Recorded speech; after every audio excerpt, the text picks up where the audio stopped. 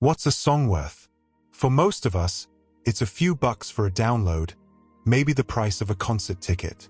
But what if a song cost you everything?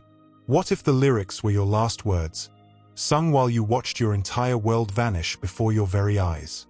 There's a simple hymn, known and sung all over the globe, with a story so powerful it's been passed down for generations. It's a story about a choice between life and faith, between staying silent and singing your truth. While the specific, documented details are shrouded in the mists of oral tradition, the legend behind this hymn has inspired millions. This is the story of I Have Decided to Follow Jesus, a song born not in a recording studio, but in the face of an impossible decision. Our story begins in the 19th century hills of Assam, in northeast India.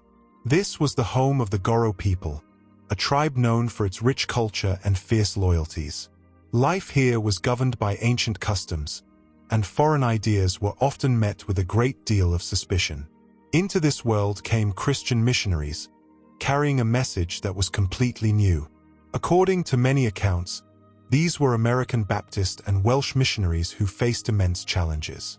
It's here, as the powerful oral history tells it, that a man from the Garo tribe, often given the name Nokseng, heard this message and felt it change him. For this man, embracing a new faith wasn't like changing his clothes. It was a seismic shift in his identity. It set him apart from his community, his ancestors, and everything he'd ever known. His conversion was deep and personal, and he shared this newfound joy with his wife and their 2 children. But what started as a private family matter quickly became a very public problem. As the story goes, the man's conviction was compelling, and soon, other villagers started to become curious about his family's transformation. This didn't go unnoticed. The village chief, who was the guardian of their ancestral traditions, saw this new belief as a threat to the tribe's unity and heritage. He viewed this foreign faith as a challenge to his authority and a crack in the very foundation of their society. He decided this spark had to be put out before it could grow into a fire. The stage was set for a confrontation that would echo for centuries. The village chief dragged the man and his family before the entire community. With everyone watching, he delivered a brutal ultimatum: renounce your new faith, or you will be executed. It was a public test, designed to break him and force him back in line through sheer terror. But this is where the legend takes a remarkable turn. Faced with this impossible choice, the man didn't beg or argue. Instead, moved by a faith that was stronger than his fear, he answered with a song. The words he said to have sung were simple and absolute. I have decided to follow Jesus. I have decided to follow Jesus. I have decided to follow Jesus. No turning back, no turning back. His defiance, sung with a clear voice, enraged the chief. The story, passed down through missionary accounts, describes a horrific response. The chief ordered his archers to kill the man's 2 children. As they fell, the chief turned back to the father. You've lost your children, he snarled. Will you deny your faith now? Staring at the unimaginable loss in front of him, the man took a deep breath and continued his song, his voice now filled with sorrow but still unwavering. Though none go with me, still I will follow. Though none go with me, still I will follow. Though none go with me, still I will follow. No turning back, no turning back. The chief, now in a furious disbelief, ordered his men to execute the man's wife. As she fell beside her children, the man was left utterly alone, surrounded by the silence of his lost family and the stunned silence of his village. The chief gave him one final chance. Deny your faith and live. With everything he held dear now gone, the man stood tall and sang the last verse of his testimony, his words looking beyond his own tragedy to the source of his strength. The world behind me, the cross before me. The world behind me, the cross before me. The world behind me, the cross before me. No turning back, no turning back. And then, he too was killed. The man, who we remember as Nokseng, was gone. But his song remained, a testament to a faith that refused to be broken. While concrete historical records of this specific event are scarce, the power of this story lies in what supposedly happened next.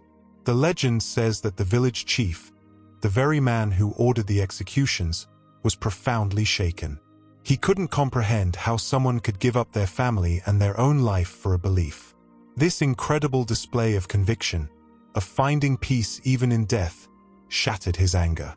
Tradition holds that the chief stood before his people and declared, "I too belong to Jesus Christ." Inspired by his words and the family's ultimate sacrifice, the rest of the village is said to have embraced this new faith. A story of brutal martyrdom had turned into a story of revival. From the hills of Assam, the song began its journey. The lyrics were reportedly set to a traditional Indian folk tune, which is often named Assam in hymnals today. While there's some debate, many credit the famous Indian evangelist Sadhu Sundar Singh with formalizing the lyrics and helping to spread the hymn across India. The song eventually traveled to the West with Missionaries. It remained a relatively unknown folk hymn until the 1950s, when an American hymnologist named William Jensen Reynolds discovered it.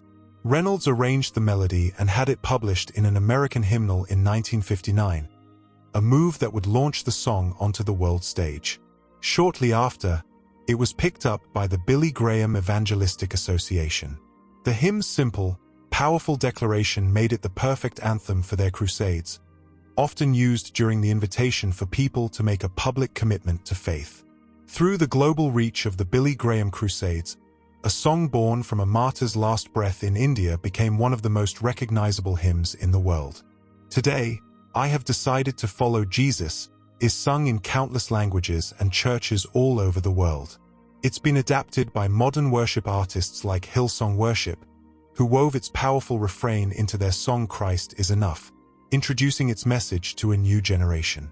The hymn has also become a quiet anthem for persecuted Christians in many parts of the world. In 2024, it was reported that believers in Manipur, India, not far from where the story began, sang it in secret after facing terrible violence. For them, the line, "Though none go with me, still I will follow," isn't just a lyric, it's a daily, lived reality. The journey of this hymn is one of profound contrast. A song rooted in a story of unimaginable pain and loss is now often sung with joy in churches everywhere. But its simple melody will always carry the weight of its origin, reminding everyone who sings it that the decision to follow what you truly believe in can sometimes demand the ultimate price. It's a simple song with a message that is anything but. It asks a question that echoes from those 19th century Indian hills right into our hearts today. Have you decided? And is there any turning back? From the defiant last words of a Garo man to a global anthem of faith, the story of "I Have Decided to Follow Jesus" is a stunning reminder of the power of human conviction. It shows how one family's sacrifice, passed down through generations, could spark a melody that would go on to inspire millions.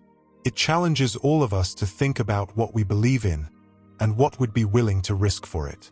What does the phrase "no turning back" mean to you? Let me know in the comments below. If this story moved you, please like this video and subscribe for more stories about history, faith, and the songs they inspire. Thanks for watching.